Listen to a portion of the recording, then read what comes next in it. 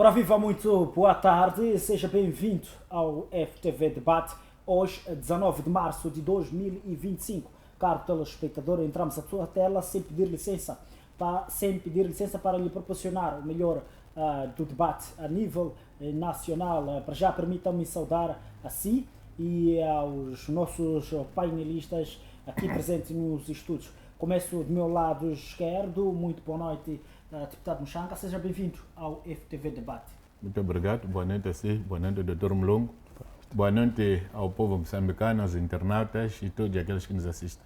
Exato, deputado, algum ponto prévio para o dia de hoje? Muito obrigado, primeiro agradecer a Deus pela proteção e vida que tem nos proporcionado, apresentar sentimentos de pesar a todos aqueles que choram pela partida dos seus entes queridos, sobretudo os jovens que foram mortos pelas balas assassinas da polícia, que deveriam ser balas que deveriam proteger as pessoas.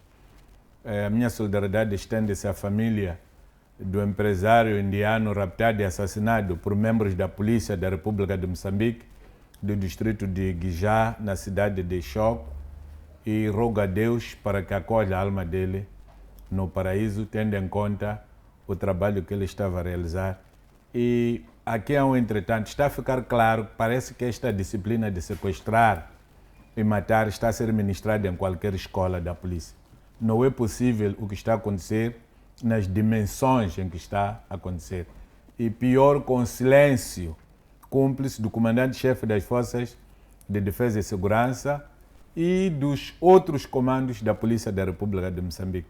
A única entidade que ouvimos a falar pelo respeito à vida e aos direitos humanos foi pura e simplesmente o comandante-geral da polícia, sozinho, o novo comandante-geral da polícia. Os outros polícias mais antigos nesta missão parece que são encorajadores destas atitudes, só envergonham o país. Espero, sinceramente, que o mundo abra a vista para verificar o que está acontecendo em Moçambique e que se tomem medidas duras e drásticas para que os governantes deste país, de modo a que o governo moçambicano aprenda de uma vez por todas que a vida tem um maior valor.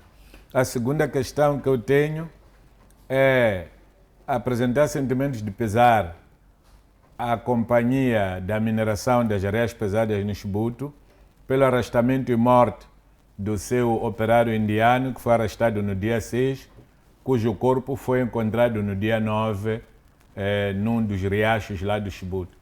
Espero aqui que a companhia, tendo prometido que ia ressarcir as pessoas que iam ajudar na busca do corpo do operário, pague o que prometeu. Eu tenho um vídeo gravado pela chefe das relações públicas ou recursos humanos da empresa, uma senhora chamada Lídia, chinesa, a prometer 500 mil meticais a quem conseguir descobrir o corpo e comunicar a eles.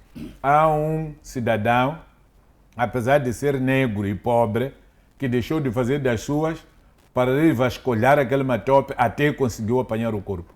Só que depois de apanhar o corpo, o dinheiro já não aparece. Os chineses não podem vir para aqui para virem mentir para o povo moçambicano, porque mais dias, menos dias, há de aparecer a mentira de que o dinheiro foi entregue ao governo para entregar a pessoa e o governo roubou. E o povo há de ir se manifestar. Nós gostaríamos que os chineses nos poupassem dessa vergonha.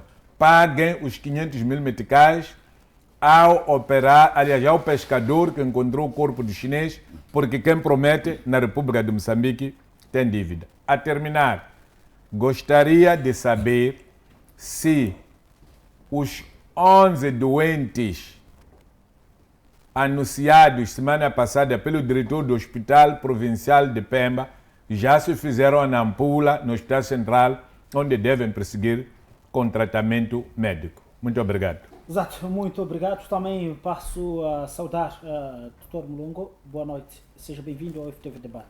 Boa noite, Chisupa. Boa noite ao deputado Muxanga. A saudação especial se estende para quem nos acompanha a partir de casa ou das diversas plataformas digitais que hoje temos como recurso para acompanhar a informação na íntegra. Exato, o ponto prévio para o programa? Bem, o meu ponto prévio é exatamente o movimento que estamos a ver no Norte, que é muito positivo, de mulheres que estão a se unir com o objetivo de fazer parte da solução, ou seja, as mulheres começaram a reivindicar um espaço naquilo que são as discussões da política a nível nacional, e essas do Norte é um bom sinal. Já havia algum sinal aqui na Zona Sul, mas era um sinal um pouco tímido, e essas do Norte têm mostrado que, de facto, há uma necessidade. E nós precisamos muito, porque a mulher tem uma parte sensível que nós, homens, muitas das vezes não temos, porque dia após dia estamos a perder filhos, estamos a perder pais, irmãos, e elas compreendem isso, porque elas são as mais afetadas, porque perdem um filho, perdem um esposo, e elas são as que mais sofrem. Então, participando, se calhar, nesta busca de soluções que precisamos neste momento para corrigir estes problemas todos, elas tenham esta capacidade de fazer com que os homens amoleçam os seus corações e tenham mentes brandas para conseguir, de facto, alcançar aqui boas soluções que consigam restaurar o ambiente político, social e econômico no nosso país. Um outro ponto é a questão do acidente vascular cerebral, que é um vulgo AVC, que é algo que está a tirar vidas no nosso país. Há registros de pelo menos por dia cerca de 10 a 13 mortes, tanto na Zona Sul, principalmente no Hospital Central de Maputo, e também um número um pouco acima deste na Zona Norte, concretamente no Hospital Geral de Nampula. Então é uma preocupação que vem crescendo, principalmente com estas questões sociais. Os jovens de hoje em dia estão muito preocupados em querer ganhar a vida de uma forma muito rápida, e isto é uma preocupação. Acho que é uma necessidade do país começar a olhar para esse tipo de fenômenos com uma atenção, porque questões como essa, depressão e outros tipos de problemas, são coisas que nós ainda não temos uma capacidade a nível das nossas sociedades de lidar com isto. Então, há uma necessidade de nós olharmos para isto com uma determinada atenção para diminuir, de facto, estas perdas de vidas. Exato. Muito obrigado, Dr. Mulungu. De igual modo, saudamos assim caro telespectador que nos acompanha através de plataformas digitais e dos canais convencionais, a dizer que esse espaço em que vamos trazer sem filtros alguns assuntos que dizem respeito à atualidade da semana, sobretudo a questão de autoproclamação pelo Venâncio Mondlane do Dia dos Heróis, do povo que acorda com tiroteiros e mortes. E também em Zavala a população incendiou a viatura da Sensap e também da Polícia da República de Moçambique, para além de bloquear a N1. E ainda vamos fazer um pequeno rescaldo sobre a mandatária do Venâncio Mondlane. Esta aqui aguarda o julgamento na prisão, que teve a sua prisão legalizada após 48 horas na 8ª esquadra da cidade de Maputo. E se o tempo nos permitir, assim que é, vamos aqui propor soluções da atual crise que se vive no país. Mas permitam-me desde já convidar o deputado Mushanga a já ficar sobre esta questão do dia 18 de março. Pude mesmo acompanhar aquele documento que foi publicado na página do Venâncio Mondlane. Há alguns nomes que algumas pessoas acreditam que estejam em falta e que não faz sentido proclamar-se esse dia relativamente a 18 de março como o Dia dos Heróis. Falo sobretudo o nome de Afonso Dhlakama, que não consta naquela lista. E sobretudo a opinião relativamente a este dia. Será que existem elementos suficientes para se considerar 18 de março como Dia dos Heróis, ou então ainda há algo em falta? Muito obrigado. Primeiro, antes de responder à sua questão, gostaria de corrigir uma pequena coisa que o Dr. Mulungu colocou aqui. Exato. O que faz os jovens apanharem AVC, apanharem stress, apanharem desequilíbrios, não é exatamente procurarem ganhar a vida de maneira fácil. É a frustração, porque os jovens estão à procura de solução dos seus problemas e essas soluções estão a ficar cada vez mais distantes deles. Os jovens estão preocupados porque se você vai à cadeia, a maior parte, 90% das pessoas que estão nas cadeias são jovens. Se você vai ao hospital, essas doenças de que estás a falar e outras complicadas que no passado eram doenças de pessoas ricas e mais velhas, estão a atingir os jovens. E isto cria frustração, cria preocupação. Há jovens que amanheceu, não sabem o que vão comer, o que é que vão dar às famílias. Quando o jovem chega a pagar para ir ao serviço militar obrigatório, é porque alguma coisa anda mal. Na minha idade como jovem, eu fugia do serviço militar obrigatório. Eu pagava os militares para não me recrutar. Estes pagam 100 mil meticais, a saber que está a comprar a morte. E depois nem vai ter caixão. E depois vai ser comido por passarinhos, porque nem a campa dele vai saber onde é que está. Mas pagam. Por quê? Porque pensam que se calhar depois poderia ser alguém. A mesma coisa acontece com a polícia. Portanto, o que cria o problema na juventude é mais frustração do que esta coisa de quererem chegar lá a todo custo. Eu conheço pessoas licenciadas que estão a limpar viaturas. Alguns estão a limpar casas de banho. Alguns são bombeiros. Alguns receberam 8 mil, 6 mil, 7 mil meticais. Mas aceitam porque eles precisam de alguma ocupação. Então, para dizer que o que nós temos que fazer efetivamente é dar a oportunidade dos jovens poderem fazer algo por este país e, através dos seus próprios recursos, poderem suportar suas vidas e suas famílias. Em relação à questão que me colocas, o primeiro boletim que eu ouvi do Venâncio Mondlane, o presidente da Câmara está lá, até com fotografia. Agora, não sei de onde é que vem esta questão de se dizer que a Câmara não está na lista. Se calhar a lista que aquela menininha leu lá pode ter sido o problema dela não saber escrutinar as pessoas. Também é preciso perceber a forma como ele elenca os tais heróis. E depois ouvi que está a ser enaltecido mais Samora Machel do que Eduardo Mondlane. Como é que isso aparece? Não cheguei a perceber, porque há uma memória coletiva que aceita que Eduardo Mondlane é o primeiro herói nacional que nós temos. Mesmo os membros da Udenamo, da UMANO, da UNAMI, Corremo e outros, incluindo na Paramas, aceitam que Eduardo Mondlane é o herói nacional número 1, dadas as condições. Primeiro, Eduardo Mondlane foi filho de uma família real. Os pais dele não pagávamos imposto na família dele, entregávamos tudo que produzíamos, pagávamos imposto na família deles, éramos julgados na família deles, mas ele deixou tudo isso, meteu-se na igreja e foi estudar. É o primeiro marco. Depois de estudar, foi trabalhar para as Nações Unidas. Nas Nações Unidas recebia o melhor, estava em melhores condições, se calhar mais do que o governador colonial de uma província de Moçambique, mas ele preferiu deixar tudo isso para vir a Moçambique, lutar para libertar Moçambique, porque ele tinha um ideal, tinha um sonho que infelizmente não conseguiu concretizar. Portanto, é problemático alistarmos heróis e esquecermos Eduardo Mondlane, da mesma maneira que seria problemático esquecer André Matsangaíça e Afonso Dhlakama, entre muitos tantos. Mas é preciso também reconhecer que esta questão da heroicidade não é apenas daqueles que fizeram a luta armada de libertação nacional ou aqueles que fizeram a luta pela democracia.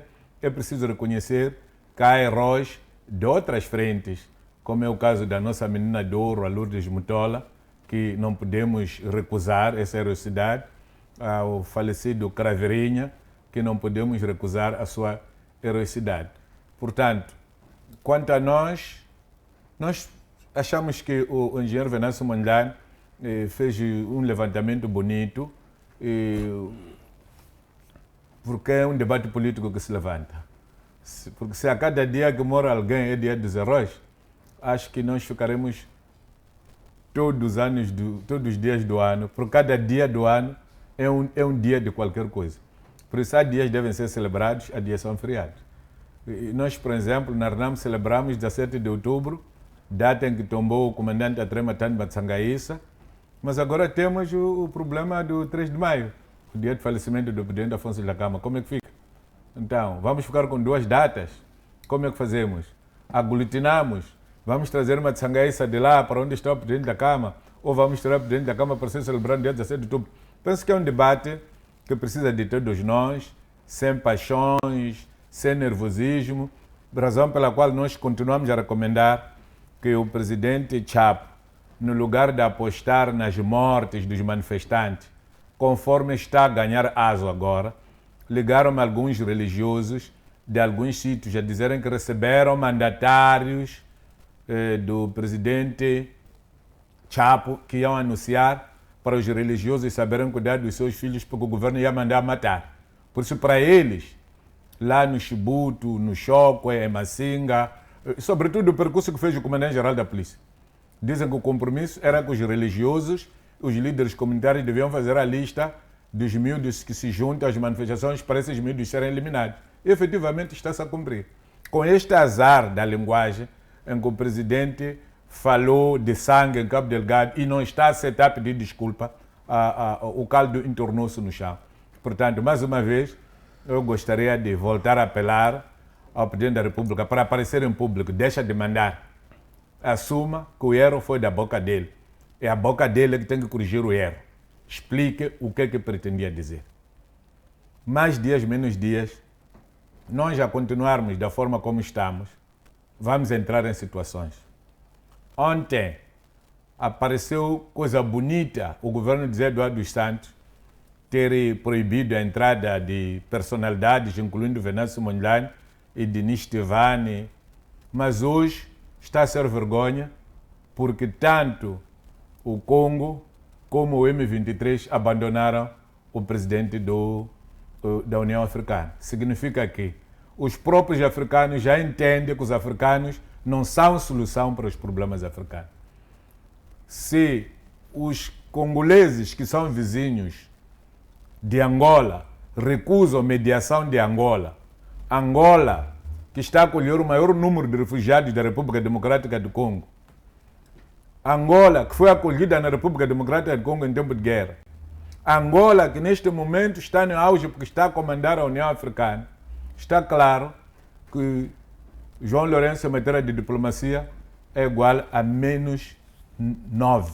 Está abaixo. Se nós quisermos medir o que ele vale, só devemos procurar o graus Kelvin ou Fahrenheit, que mede tudo o que é negativo. Exato, obrigado. Eu vou mesmo dirigir a palavra ao Dr. Moloco. Faço a mesma questão relativamente à questão da celebração do dia 18 de março. Muito bem. É assim, eu acho que é um bom movimento, sim, mas há uma necessidade de todas as esferas a nível nacional sentarem para discutir em torno dessa questão, porque parece-me que cada grupo tem o seu herói. Então não podemos ter um país onde há muitos heróis e cada grupo pode acordar um dia e dizer que este é o dia do nosso herói. Temos que recordar que fora os heróis que o deputado Mushanga mencionou, ainda temos o Jeremias Ngwenha, temos o Jazagaia, Edson da Luz. Então, esses também têm um grupo deles... Zaida Chongo. Zaida Chongo, sim. Tem um grupo deles que se identificava, o Valente Ngwenha, o Malangatano, sim. Eles também têm cada grupo ali, grupo de arte plástica, pintura, se identifica com o Malangatano como seu herói. O grupo de atletas se identifica como a Lourdes Mutola, o grupo do hip-hop com o Azagaia, o grupo da música nacional como Marabenta, o Jeremias Coelho. Então há uma necessidade de sentar-se e discutir-se, porque o dia 3 de fevereiro, não necessariamente o Samora tenha perdido a vida no dia 3 de fevereiro, e a Josina tenha perdido a vida no dia 3 de fevereiro, mas houve consenso na altura para buscar todos os heróis para um único dia e se celebrar naquele único dia. Agora, se há uma necessidade de criar-se um outro dia, significa que há alguma coisa que não está muito boa. E em parte pode-se considerar que não houve comemoração e em parte também pode-se considerar que houve comemoração, porque ontem não foi um dia normal. não havia uma circulação normal de viaturas, as instituições, na sua maioria, não estavam a funcionar, as pessoas ficaram nas suas residências e já na segunda-feira, no retorno do serviço, as pessoas anunciavam que amanhã ou terça-feira não iriam se fazer aos seus locais de trabalho porque era feriado. Então há aqui uma compreensão que as pessoas têm que é preciso sentarmos e discutirmos sobre essa compreensão. Por que as pessoas decidiram que dia 18 é dia dos heróis nacionais, se nós já tivemos um dia que foi instituído pela lei, que é o 3 de fevereiro. Então há esta necessidade. Não importa se vem do Venâncio Mondlane, se vem de um outro grupo radical, o que importa neste momento é nós percebermos porquê, qual é a necessidade. Porque vamos descobrir que é quem não se espelha com o grupo de 3 de fevereiro. Então, não se espelhando significa que as pessoas vão reivindicando um novo grupo. E não podemos nos esquecer, esta situação em que nós estamos nela é de um governo sombra. O Venâncio Mondlane está a exercer a ideia do governo sombra. O governo sombra cria alternativa àquilo que nós temos sob governação do governo do dia. Ou seja, se o governo do dia não consegue responder a um problema pontual, o governo sombra cria uma alternativa. E esta questão de uma data comemorativa é uma forma do governo sombra se manifestar. E o governo sombra, no ambiente democrático, onde há transparência, ele é usado pelo governo do dia para garantir, de facto, determinadas soluções, porque o governo sombra tem a capacidade de entrar nas comunidades, buscar informação e tomar decisões que refletem aquilo que as populações querem neste momento. Então, o governo pega nesta informação também, vai, de facto, trazendo aqui uma espécie de decisões que vão ao encontro. Não acordar num dia como o dia 18, porque foi instituído como feriado nacional, e ouvirmos tiros. Isto disse no princípio da lei, quando estava a ler os temas, falou de tiroteios. Não há tiroteios. Tiroteios é quando há grupos que trocam tiros.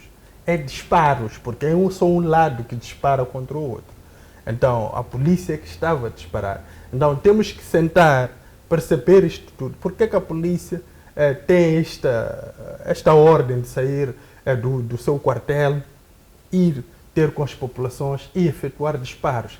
Quem dá ordem aos polícias? O que é que está-se a passar dentro da corporação? Para nós percebermos e resolvermos problemas, porque serão mortes atrás de mortes.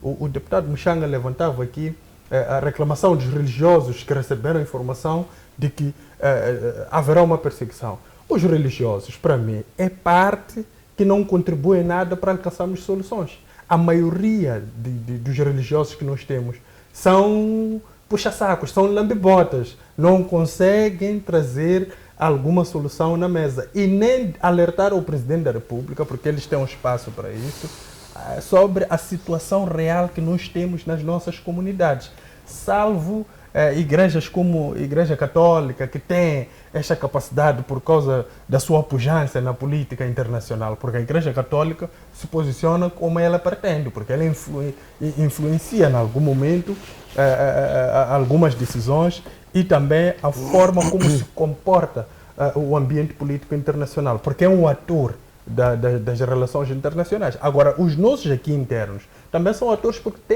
movimentam uma determinada massa dentro das suas próprias igrejas. Então havia uma necessidade de eles também projetarem alguma informação ao Presidente da República para que ele compreendesse o campo prático e real daquilo que se passa dentro das nossas comunidades, para que nós não tenhamos essa necessidade de comemorar um dia 18, depois de comemorar um dia 3. Podemos, se calhar, pegar esses heróis como Azagás, Aidan Tongo, Afonso Tlhakama, André Massangaís, e todos estarem lá no dia 3 de fevereiro, e quando chegar essa data, comemorarmos todos, porque todos somos moçambicanos.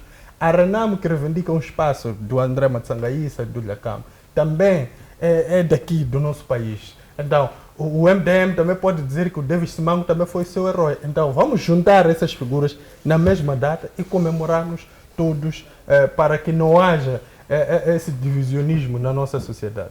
Exato, obrigado, Sr. Mal. Muito boa noite, seja bem-vindo ao FTV Debate. E a sua opinião relativamente esta questão que estamos aqui a trazer à mesa? Boa noite a si, boa noite aos colegas de painel e aos telespectadores. Estamos no período de quaresma para os cristãos e o período de jejum, Ramadã para os muçulmanos. Desejo a todos os muçulmanos feliz Ramadã e para os cristãos feliz tempo de quaresma. Dia 18 de março. Temos que voltar um pouco para o histórico do dia 18.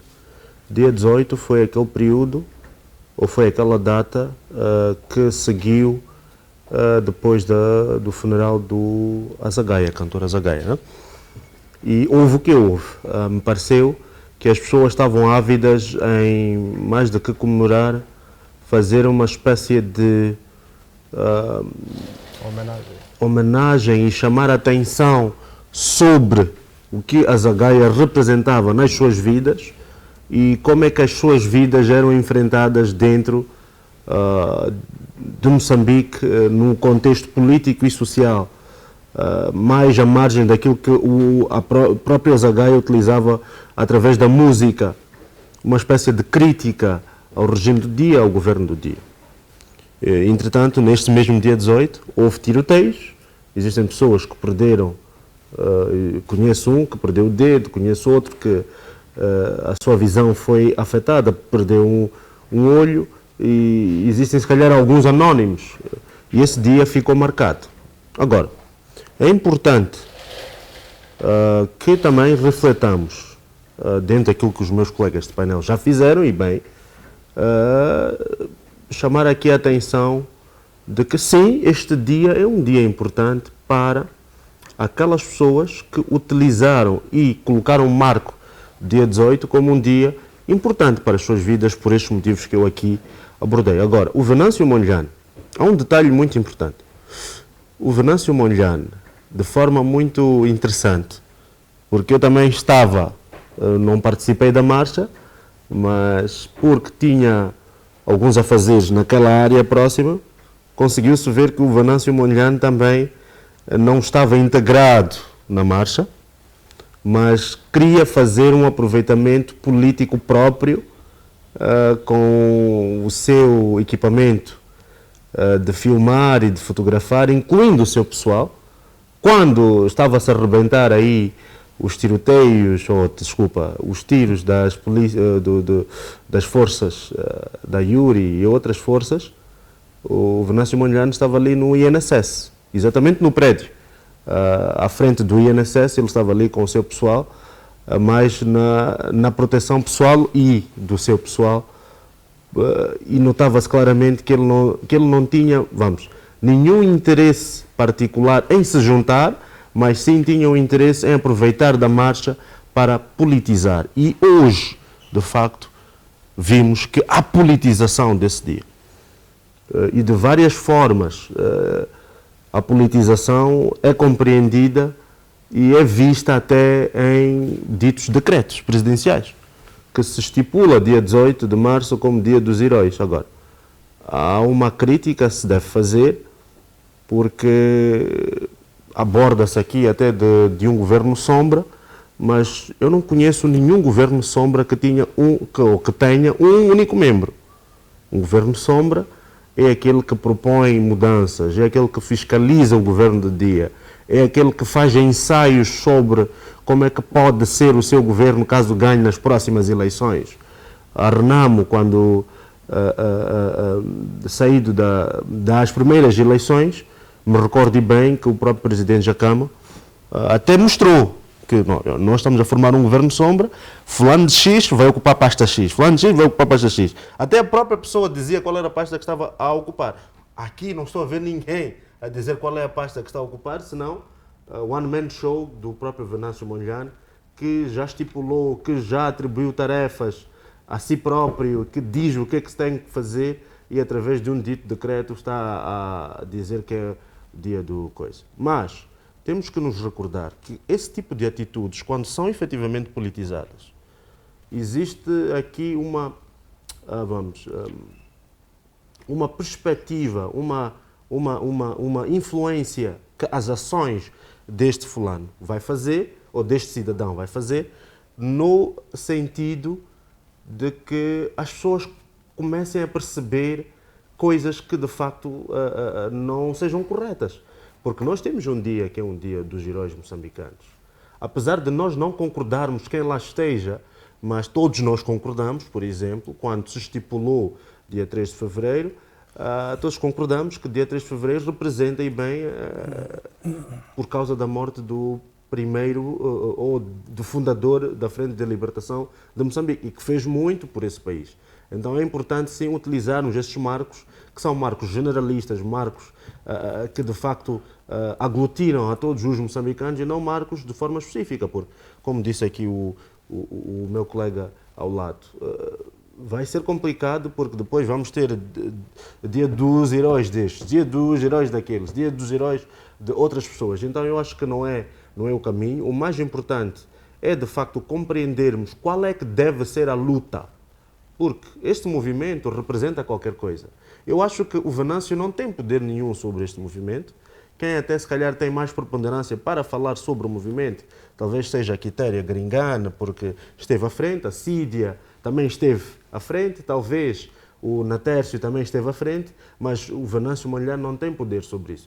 Ele o que é que está a fazer é politizar e fazer com que ontem, por exemplo, e como ele tinha já prometido, fazer com que as pessoas não fossem trabalhar, mas de balde as pessoas foram trabalhar. Eu particularmente fui, tive reuniões muito importantes no dia de ontem que consegui concretizar, apesar de sentir que de facto existia um grupo de gente que sentiu-se apático, porque já temos memória que cada vez que se diz que existem manifestações, não são pacíficas e depois tem intervenção por algum motivo da polícia, que no final do dia, mais do que lançar gás lacrimogéneo, depois acaba até atingindo pessoas que se calhar não devem ou não tinham que ser atingidas. E ontem, por exemplo, tivemos até uma morte de um cidadão, um concidadão, que não fica bem na fotografia. Obviamente que já tivemos épocas em que mais mortes poderiam ter acontecido, mas a polícia de forma nenhuma tem que tirar vidas dos nossos concidadãos. É uma nota muito negativa para aquilo que tem que ser a atuação da própria polícia. Porque a própria polícia, em conjunção, se trabalhar de forma cooperativa com a comunidade, creio que muito mais se pode fazer na perspectiva de encontrar aqui um meio termo de convivência saudável. Tivemos uma imagem ontem de um realizador de um programa da praça em que sentiu-se encurralado, porque pura e simplesmente estava num bairro e aquele bairro, os populares disseram claramente, já estamos habituados a isso. As pessoas não podem estar habituadas a ouvir tiros. As pessoas não podem estar habituadas a sentirem-se acuadas dentro do território moçambicano, porque têm livre liberdade de circulação, de convivência, obviamente que seguindo aquilo que são os trâmites legais, aquilo que é a própria lei, aquilo que é a própria estrutura das normas que já existem, mas a polícia não pode, de jeito nenhum, se focalizar e permitir que as pessoas não circulem. Esse exemplo também serve para quem mobilizou gente para não ir trabalhar, para não se locomover, para não fazer as suas atividades normais. Porque, no final do dia, este é um movimento, como qualquer outro movimento, como, por exemplo, Dia dos Estudantes. Quando existe Dia dos Estudantes, dia 17 de novembro, as pessoas pedem, as pessoas informam e realizam as suas marchas. Dia dos Enfermeiros também é a mesma coisa, dos médicos a mesma coisa, dos engenheiros também é a mesma coisa. Então, este dia tem que ser um dia de ativismo, não necessariamente um dia para fazer parar toda a cidade de Maputo, toda a grande Maputo, toda a N1 na Manhissa já não se passa, porque as pessoas devem fazer parar porque é dia 18 e Anamalala, né, em que não há mais nada aqui, senão eles devem cumprir. Eu acho que não é assim.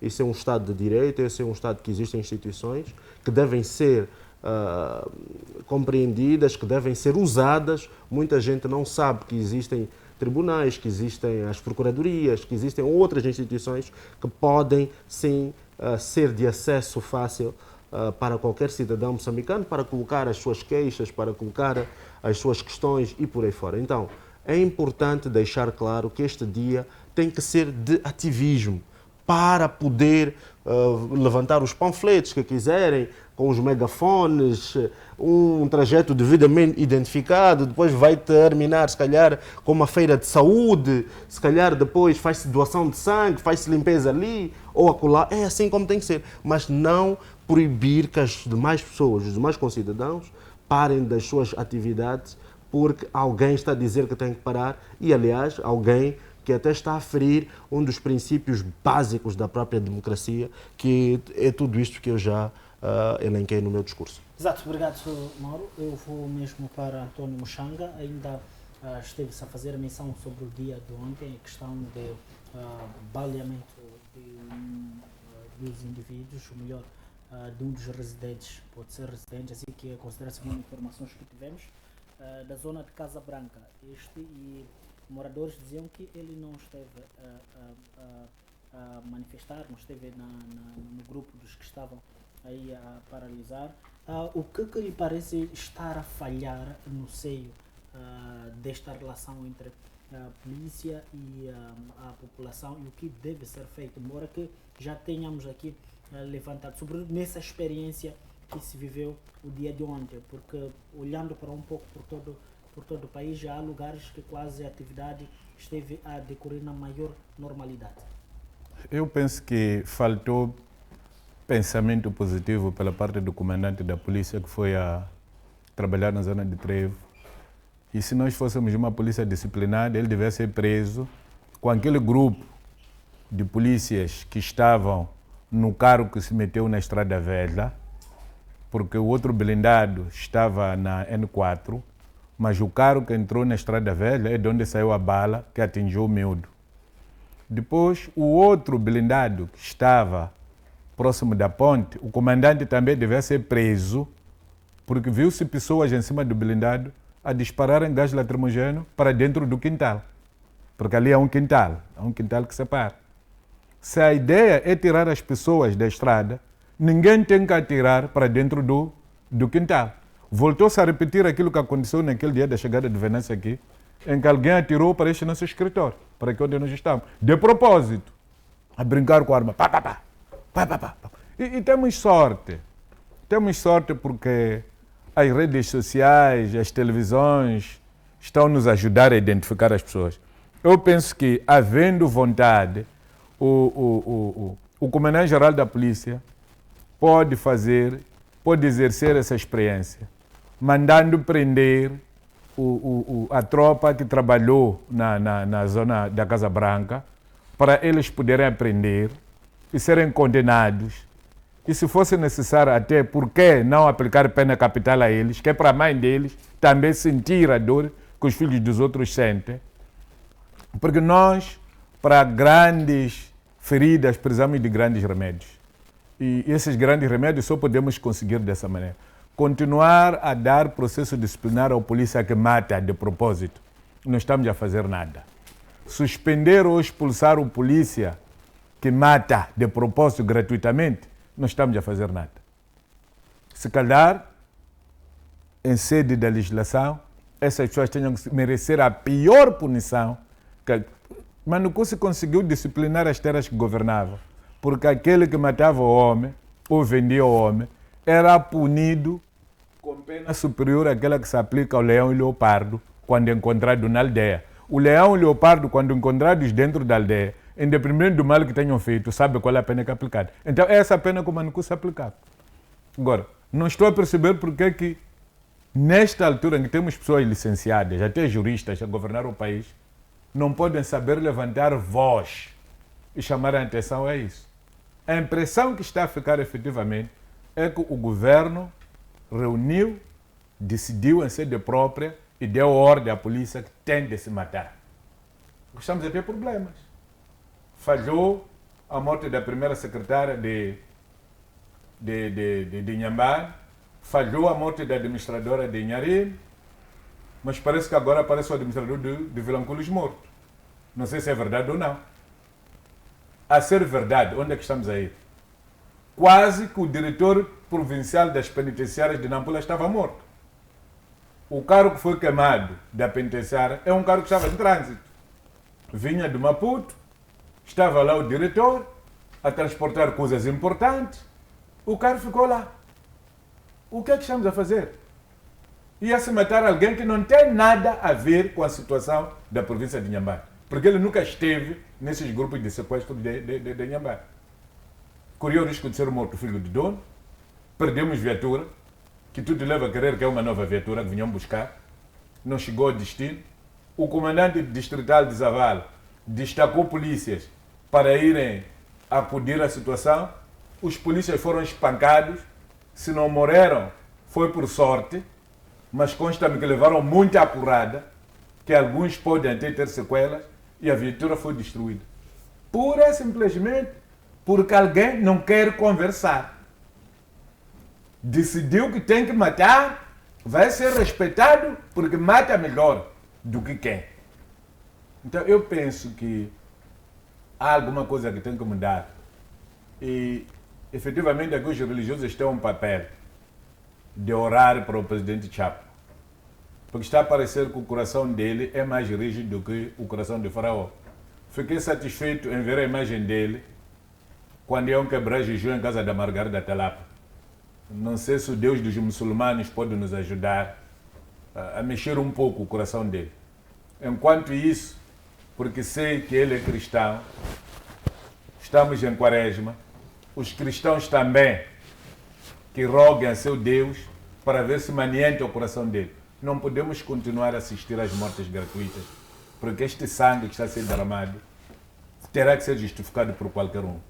E a pior coisa que nós estamos a ter, quando se chamava a atenção por causa do Ruanda, Moçambique, não Ruanda, pensávamos que era brincadeira. Hoje, a União Europeia cortou o casamento com o Ruanda. Agora é perseguir os dirigentes do Ruanda em todo o canto onde estão. E nós temos ruandeses no país. Como é que ficamos?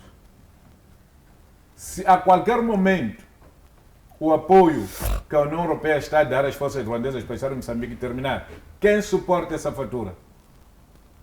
E se as forças de defesa e segurança moçambicanas entenderem, dizerem que quando haviam ruandeses, vocês diziam que nós não éramos nada. Agora, nós somos pessoas que se danem. Como é que ficamos? Então, temos que fazer estas orações em simultânea para que, efetivamente, Deus nos ajude, ilumine-nos. Nós estamos a andar no escuro e não sabemos onde estamos a ir. Perdemos o norte, não temos bússola. O presidente leva 2 meses, não consegue encontrar inspetor-geral. Inspetor-geral a nível da presidência. Ele próprio é que leu naquele documento dele, recordam, né? Sim. Disse que o governo dele ia contar com uma expansão de nível presidencial. Aquilo que fazia Raimundo Domingos Pachunoá para o presidente da República. Não está a conseguir o presidente encontrar alguém com qualificações de inspetor-geral. Por que pensou numa coisa que sabe que os moçambicanos não têm? Se calhar pediram ao Kagame, vai que dar um de lá de Ruanda para vir para aqui. É doloroso isto. Um presidente que acaba 2 meses a formar seu governo. Depois de ter tomado conhecimento de que ganhou no dia 10 de outubro. Passou novembro, dezembro, janeiro, fevereiro, março. É o ano. 150 dias. Alguém ainda está a formar o governo. Eu acho que com este presidente, se as coisas não mudarem, não vamos longe. Exato, obrigado. Eu vou agora para Alves Mulungu. A questão mesmo que passo a avançar é a questão de Zavala, onde a população incendiou 2 viaturas, uma da polícia e uma do Serviço Nacional de Salvação Penitenciária. Perdão. Agradeço também a correção e também o bloqueio da N1.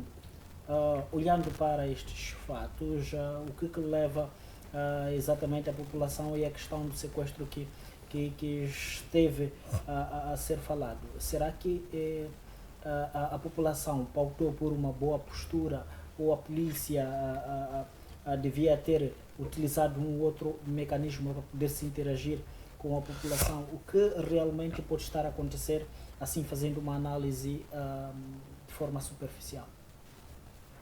Bem, eu acho que não há um lado certo neste assunto. A polícia agiu mal, a população também está agindo mal, mas está agindo em consequência àquilo que foram os atos da própria polícia.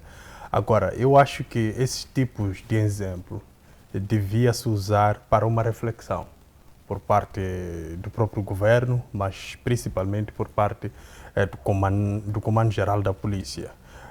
Os atos da polícia estão a ganhar um certo protagonismo nestes últimos meses a nível nacional, e que nós estamos a perceber como é que a polícia pretende, de facto, depois deste cenário todo, voltar às comunidades. Com que cara a polícia vai, de facto, normalizar a sua relação com as comunidades? Porque em Inhambane parece que a cada dia que passa há uma agudização daquilo que é a imagem diabólica que a própria polícia projeta, porque não podemos dizer que a população está a perseguir os polícias.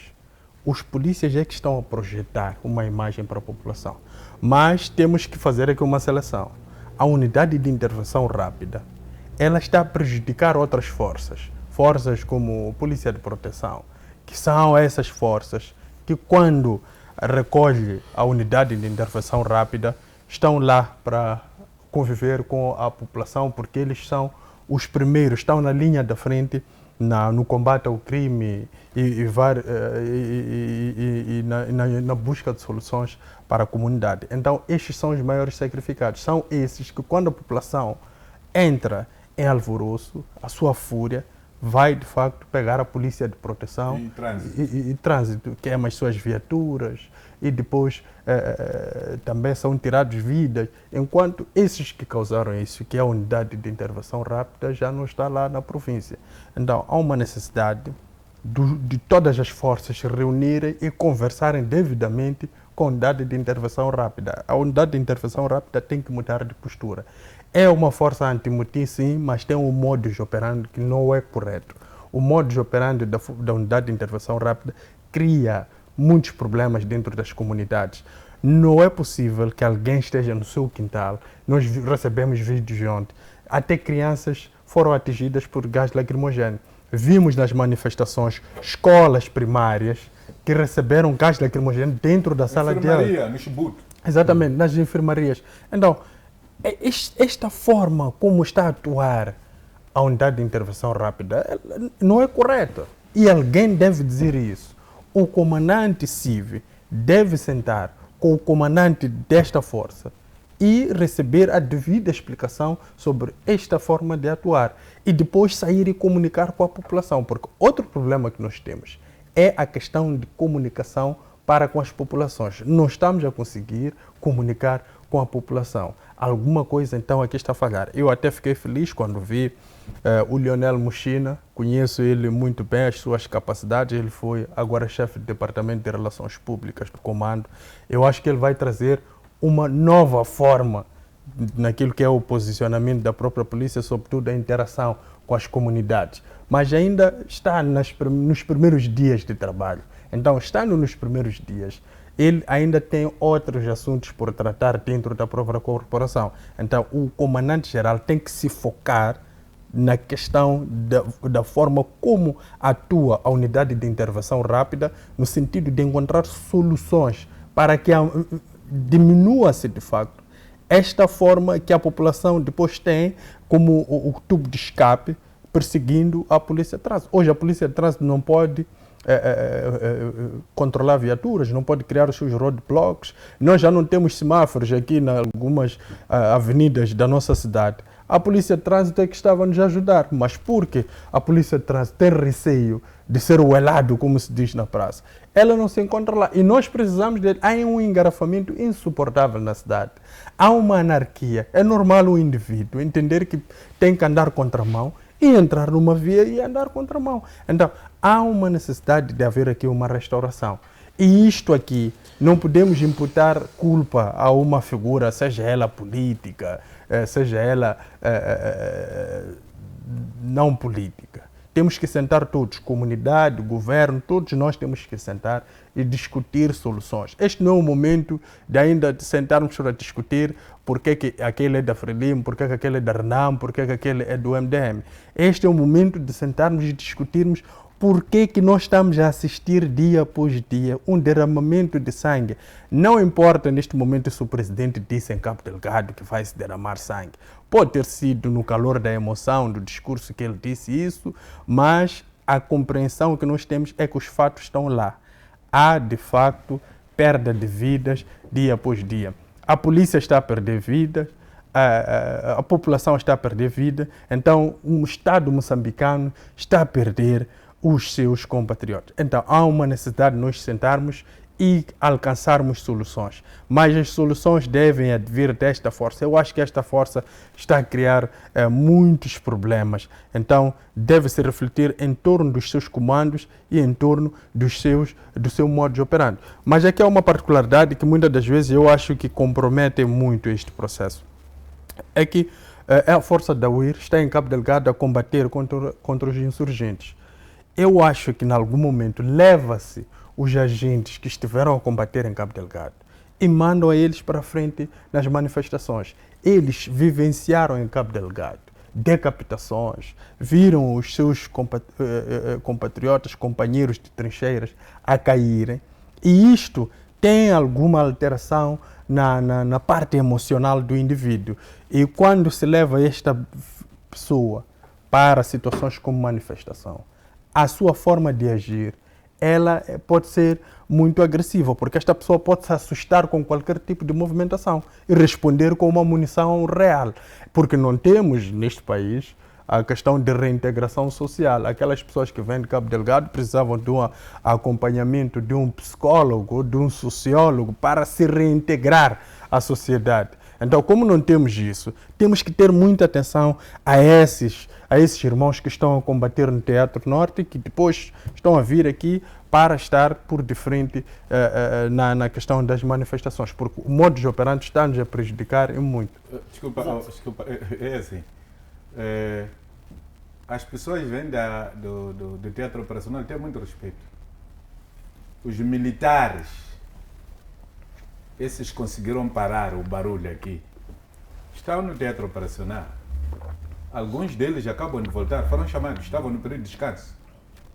Não é verdade que a intervenção rápida mata pessoas porque tem feito de teatro operacional.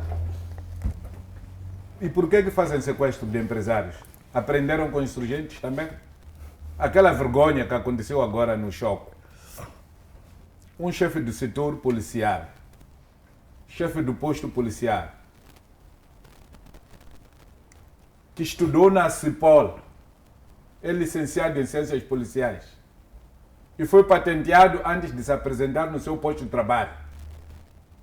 Foi sequestrar o Monhé com a ajuda de outros polícias seus subordinados, com supostos fugitivos, e foram torturar por causa de 2 milhões.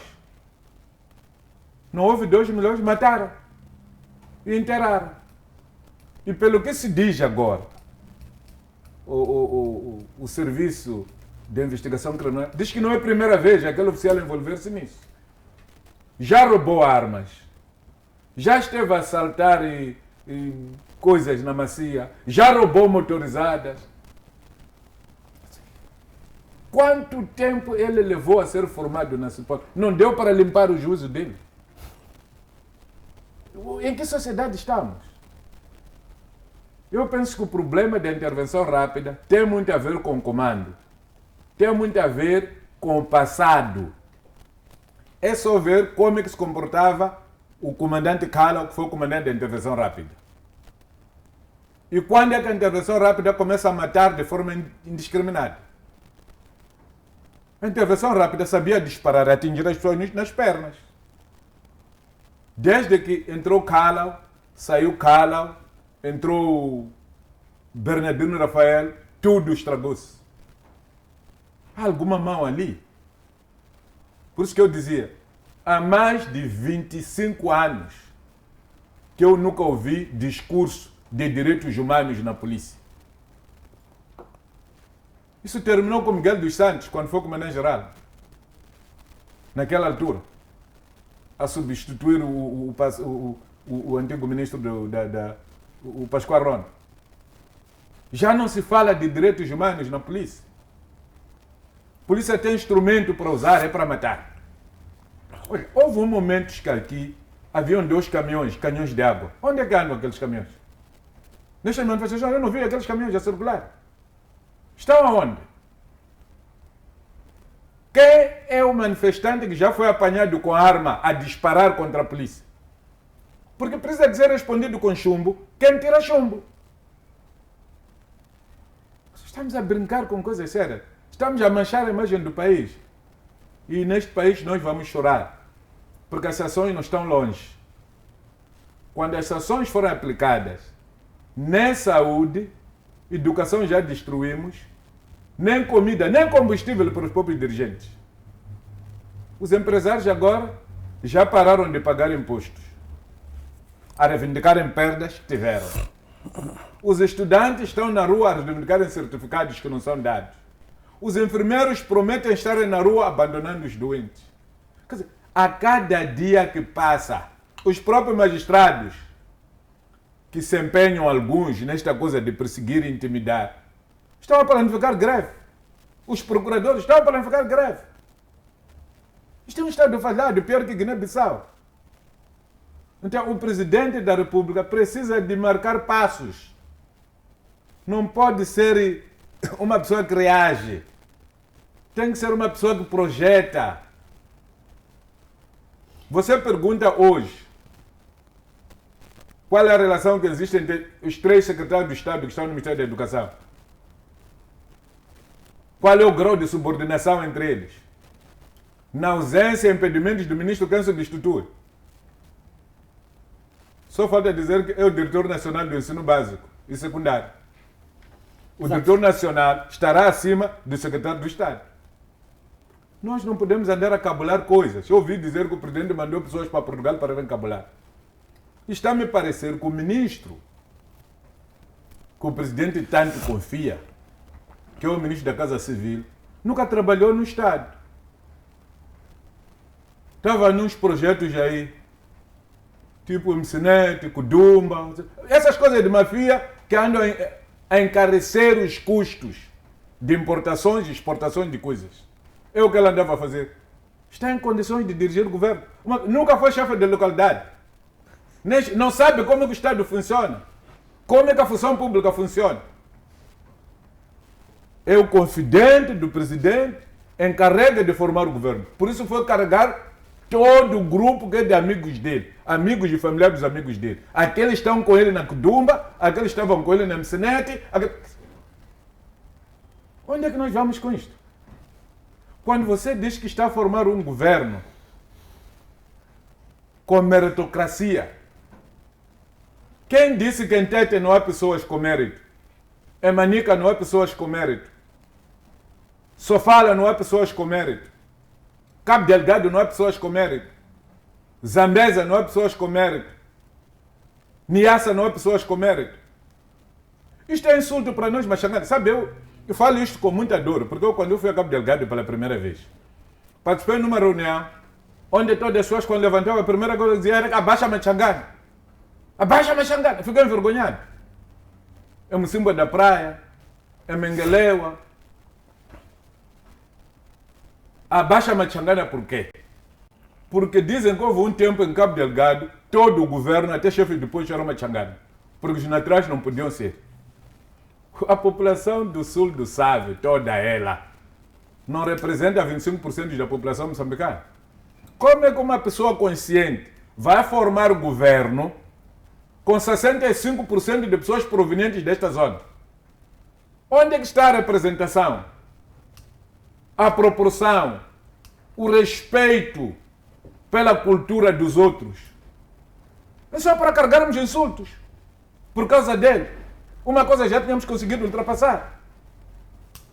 Portanto, eu acho que o Presidente da República fez muito mal o TPC. E ele tem que ir a outra prova extraordinária. Porque na classificação que nós vamos dar agora neste primeiro trimestre, não há nada.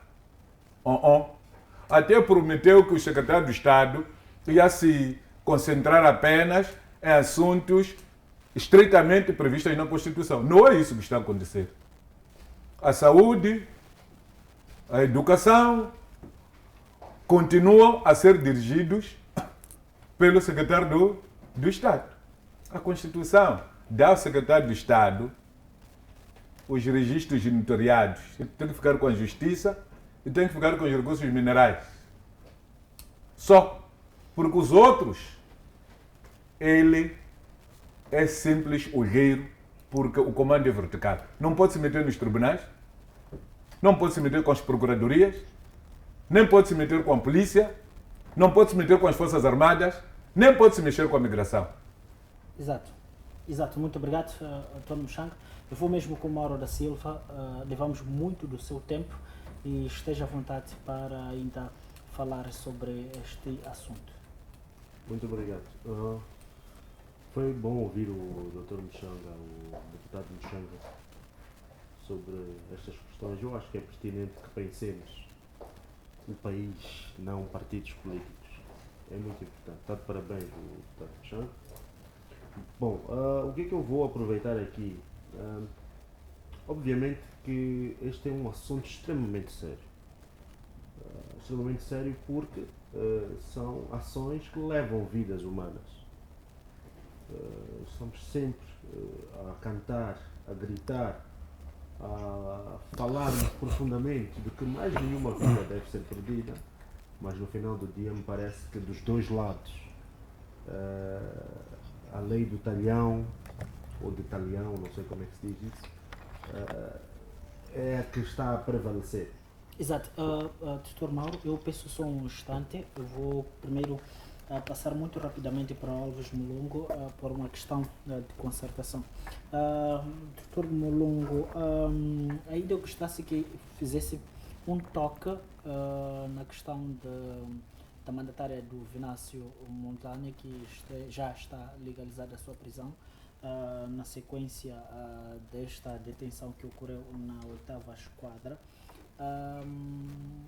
E também, ainda hoje, nós teríamos a audição do Denis Tivane, que foi adiada para uma data a anunciar. Sobretudo este caso da mandatária, como que Alves Mulungu se posiciona, o que lhe parece estar a acontecer? Bem, tem dois tipos de posicionamento para esse tipo de coisa. O primeiro posicionamento é o legal. E depois tem o posicionamento da politização. No posicionamento legal é que ela, como eu, Mauro, o deputado Mushanga, inclusive o Luís, somos iguais perante a lei. Então, se somos iguais perante a lei, temos os mesmos direitos e os mesmos deveres. Então, ela, como cidadã, não goza de nenhum tratamento especial, mesmo sendo ela mandatária de Venâncio para assuntos financeiros, algo do género. Ela foi chamada pela Procuradoria, foi ouvida e depois de ouvida decidiu-se que, de facto, devia se efetivar a questão ou se legalizar a sua prisão ou a sua detenção. Mas temos que perceber algo que é muito importante. Estas contas que o Venâncio, por exemplo, tinha, que recebiam valores, elas em parte podiam estar a ser usadas de uma forma, pode ser de uma forma inconsciente, podiam estar a ser usadas para lavagem de dinheiro. Isso é propício nesse tipo de ambiente, porque as pessoas vão mandando e chega a uma fase que você já não sabe de facto quem canalizou aquele valor, porque são muitas mensagens a entrarem na caixa de mensagem, ou são muitas SMS a entrar na caixa de mensagem do seu telemóvel ou do seu computador. Então, em algum momento pode perder o controle.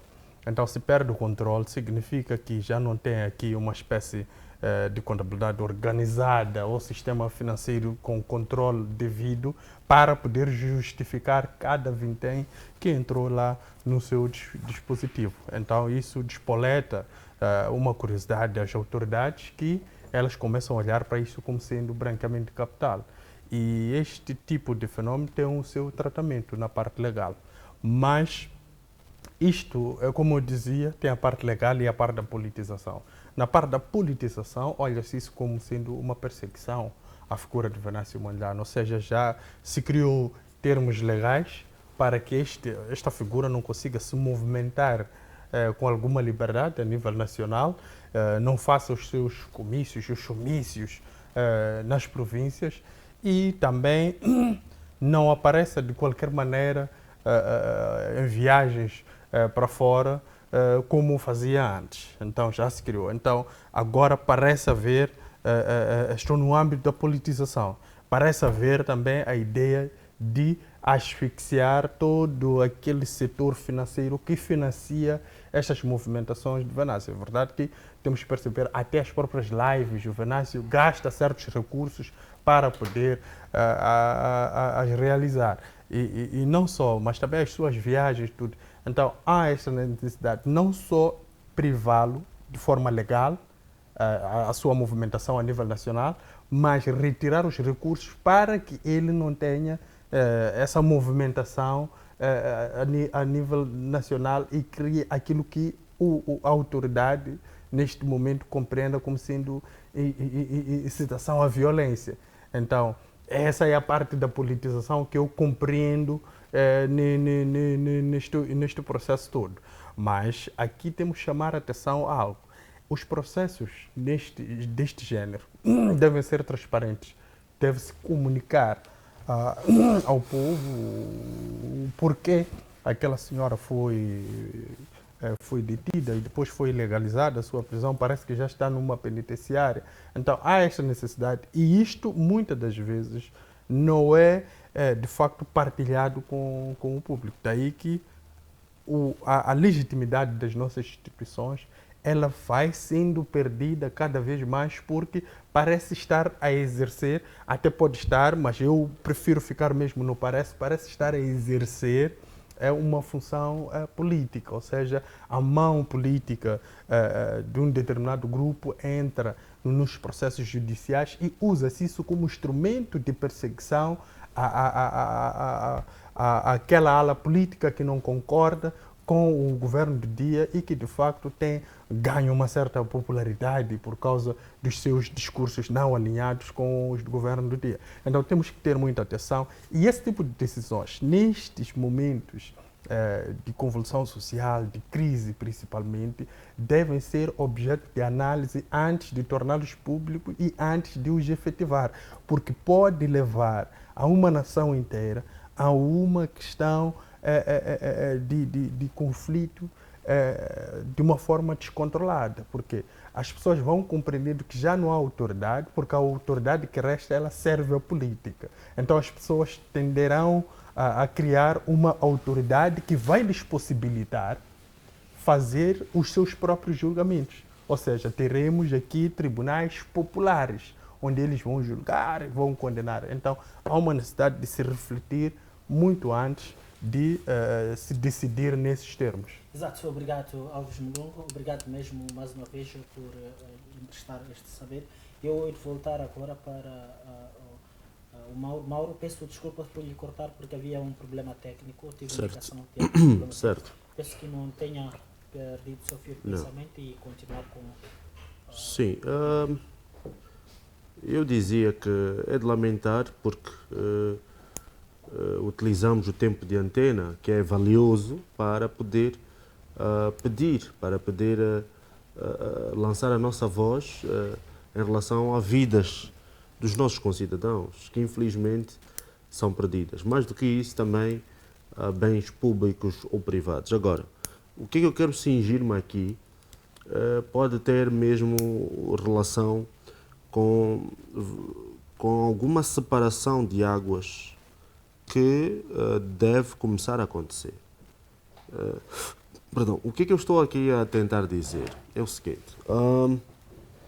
Me parece a mim que vai haver uma tendência, ou tem havido uma tendência, de isto começar a ganhar algum corpo de gangsterismo, de ganhar corpo de aproveitamento de pessoas que à frente, como capa, colocam nome, por exemplo, de Venâncio Mondlane, nome de Povo no Poder e outras coisas que possam ser valiosas para a sua mobilização, em que por detrás essas pessoas são criminosas.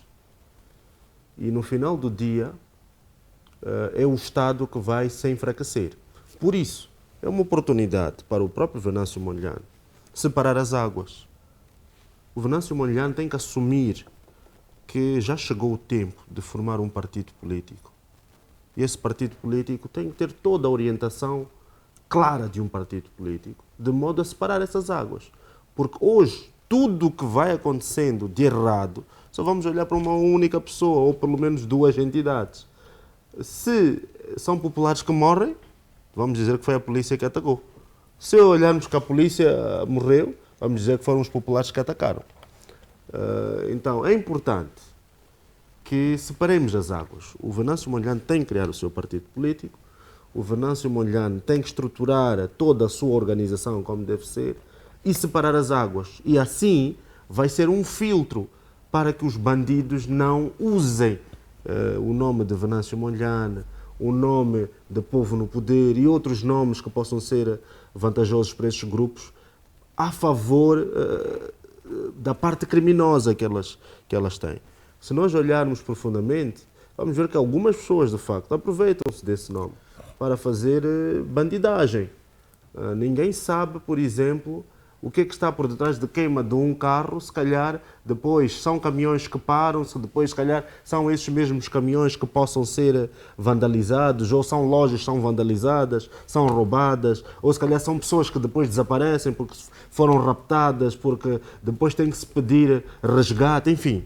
Há todo aqui um enlace que a própria Polícia da República de Moçambique, os serviços secretos os serviços de informação e segurança de Estado, as próprias forças de defesa e segurança devem começar a prestar bastante atenção, de um lado e também do outro lado do movimento do próprio Venâncio, porque vai-se aproveitar aqui para começar a levar o estado de anarquia muito a sério. Estado de anarquia muito a sério. Estamos a dizer que essas pessoas, essas entidades, esses gangsters, que poderiam ter, se calhar, até acesso a armas de pequeno calibre, podem começar a evoluir, porque vão começar a ver que é vantajoso fazer crimes sob capa de certos nomes e vão ver que podem se armar e muito mais através de tráfico de armas. Hoje estamos a falar de Shockwave. Toda a gente sabe que Shockwave sempre foi um centro de roubalheira de carros na vizinha África do Sul. Aliás, existem pessoas que até vão a Shockwave para comprar carros, para comprar motas, aquelas motas de 4 rodas, enfim, que depois chamam de bonecos, não é? Toda a gente sabe disso. Então, tem muitos bandidos em Shockwave. Mas o perigo está aí, de haver politização desse gangsterismo. E no final do dia, isso ficar descontrolado. Tudo aquilo que o Estado moçambicano tinha que ter evitado há muito tempo, não conseguir evitar e no final do dia rebentar aqui, passa a expressão, uma eventual, até se calhar, se os extremos forem a ser extremamente polarizados, levar com que as pessoas, mais do que se armar, pegar essas armas e começar a lutar com as próprias forças de defesa e segurança. Isso é uma possibilidade.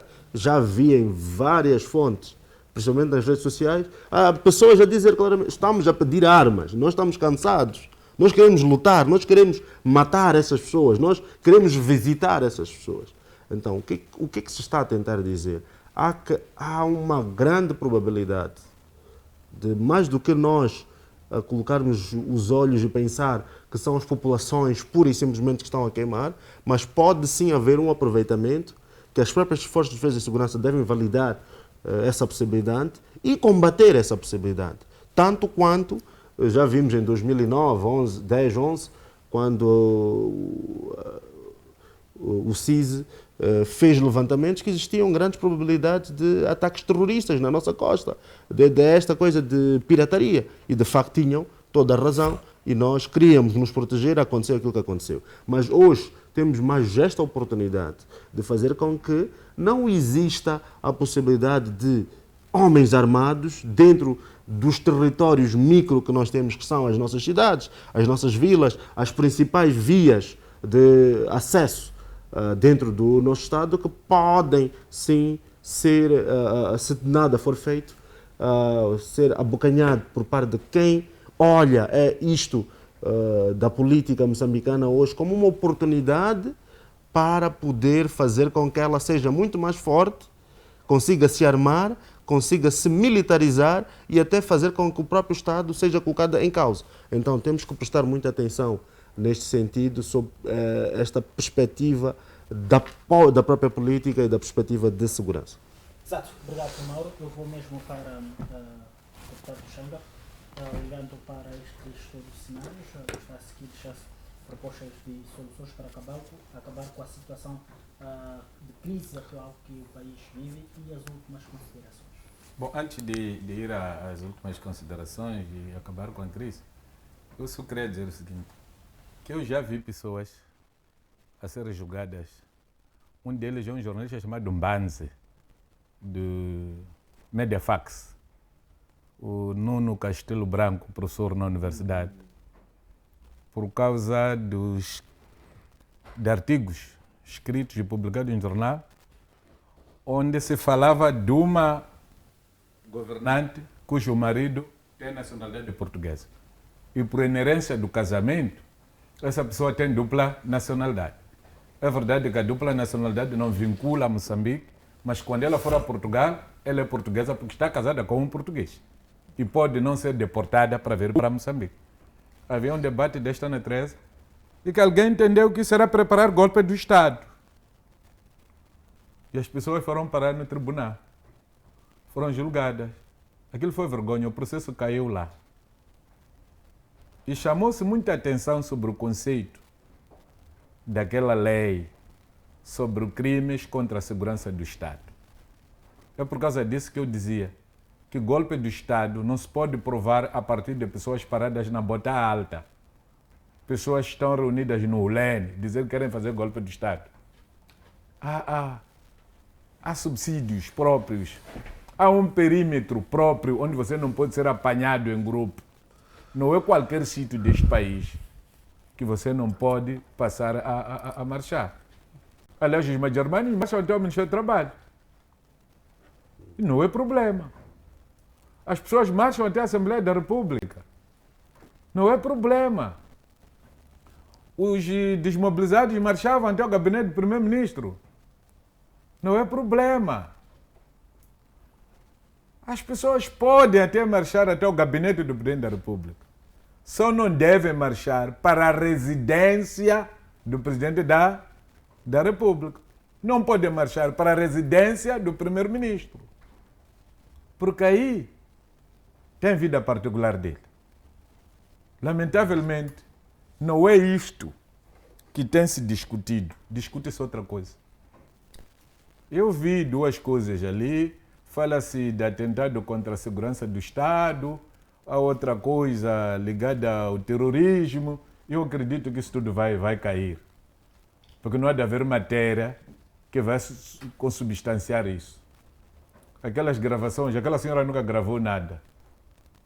Agora, receber dinheiro, dizer Mulungu leva 250 mil e entrega ao fulano, porque a lei da lavagem de capitais diz que não se pode depositar mais do que 250 sem justificar. Isso ser problema. Essa lei nem foi divulgada, o povo não sabe disso.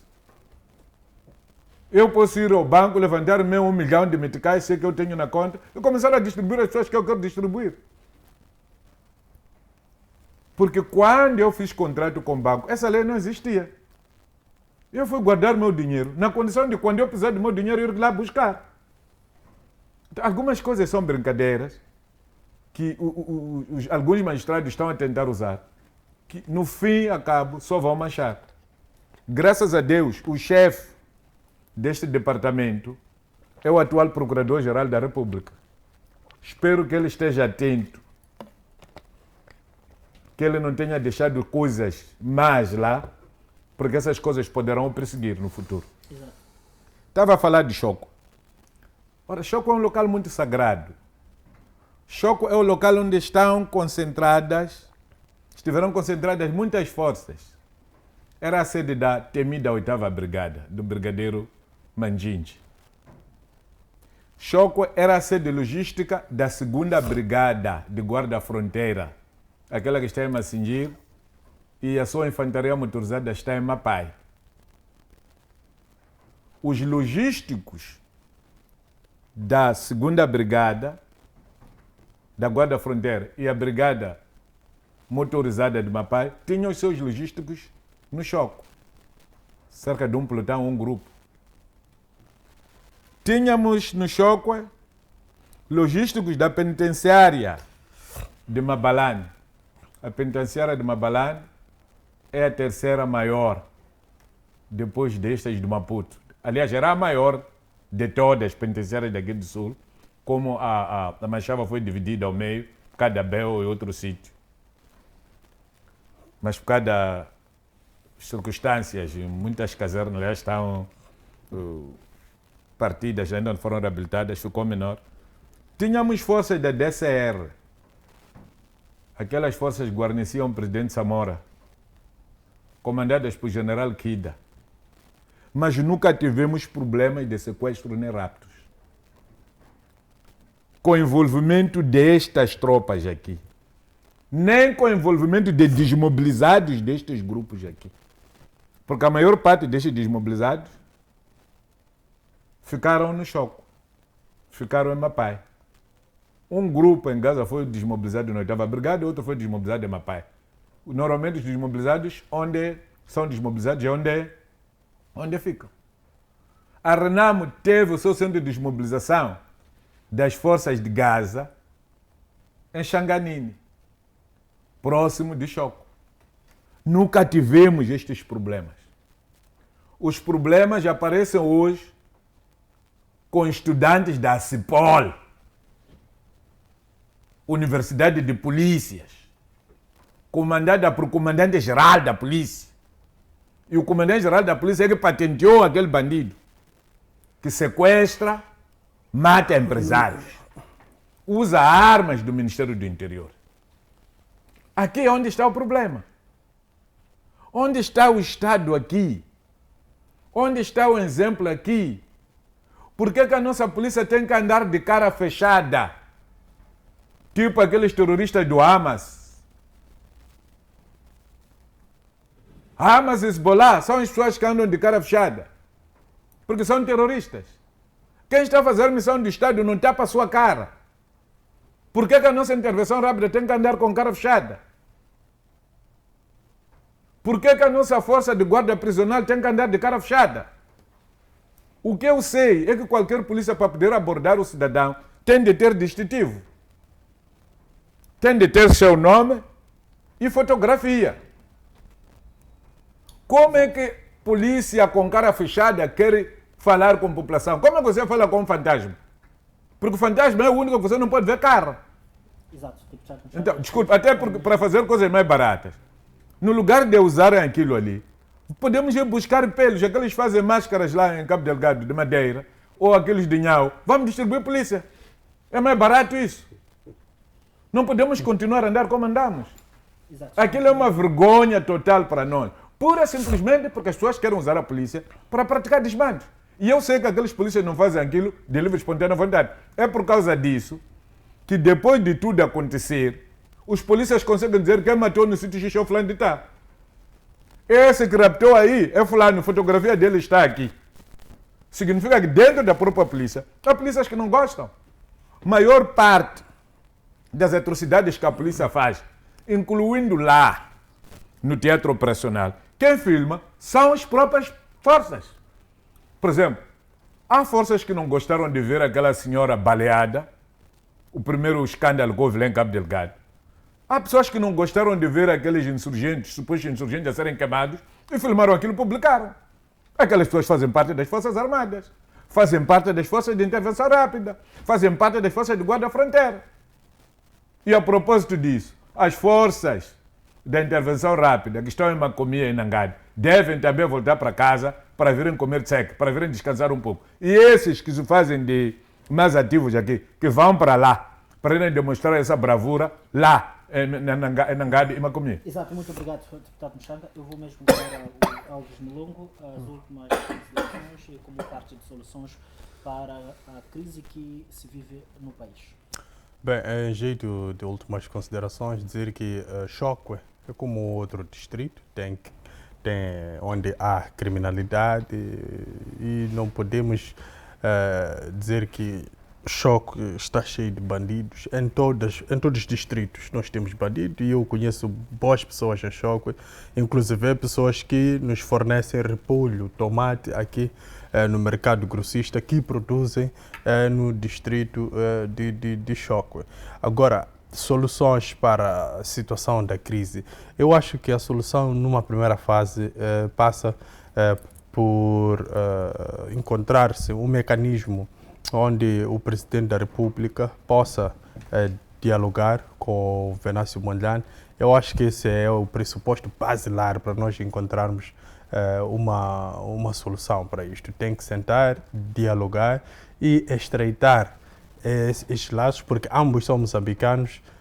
Antes do Venâncio ser o segundo mais votado e o Daniel Chapo ser presidente da República, os dois são moçambicanos. Então, como moçambicanos, bons moçambicanos que são, deviam sentar e dialogar para alcançar algum tipo de consenso, para que depois possam transmitir isso a todo o povo moçambicano e, quiçá, nós possamos, de facto, caminhar no sentido de sentar, já discutir soluções, mas já tendo uma base desenhada para tal. Agora, a questão de termos de referência é uma boa partida, sim, a princípio pode ser, mas sem esta figura, eu acho que a questão dos termos de referência, ela não terá muito impacto no meio da nossa sociedade, porque falta o ator principal. Não conheço nenhum filme que se grava na Hollywood, Nollywood ou Bollywood sem o protagonista principal. É preciso que tenha um protagonista. Então, eu acho que para alcançar este consenso, temos que ter lá na mesa o protagonista. Exato, obrigado. Mas se calhar pedir ao embaixador americano para o Trump fazer aquilo que fez com Zelensky e Putin, obrigar a eles a sentar. E parece-me que já agora começaram a aceitar o quê? Sentar. Há pessoas no mundo que têm esta mão dura, que podem obrigar pessoas a sentar. Se calhar teremos que pedir Trump, porque parece que a partir de Moçambique, o que falamos para o Presidente da República não é nada. Então temos que verificar se efetivamente eles ultrapassam todos no mundo, porque as vidas que estão a ser cefadas não são propriedade deles. Exato, muito obrigado, deputado Mushanga.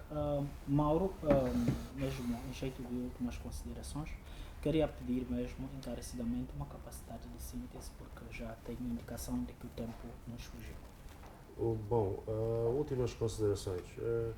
Sim, eu acho que é importante capitalizarmos tudo aquilo que são as demais oportunidades dos diversos grupos que têm influência sobre a política, a sociedade, a economia moçambicana, para que Moçambique volte a brilhar. Eu acho que existe essa oportunidade agora com a plataforma que já está a ser criada para discussão e inclusão de todas as demais forças vivas, que creio que possa ser uma mais-valia. Agora, é importante que também todos aceitem conversar e estarem integrados nesta plataforma, porque é uma forma de inclusão em que os moçambicanos encontrem para poder se discutir sobre a vida de Moçambique.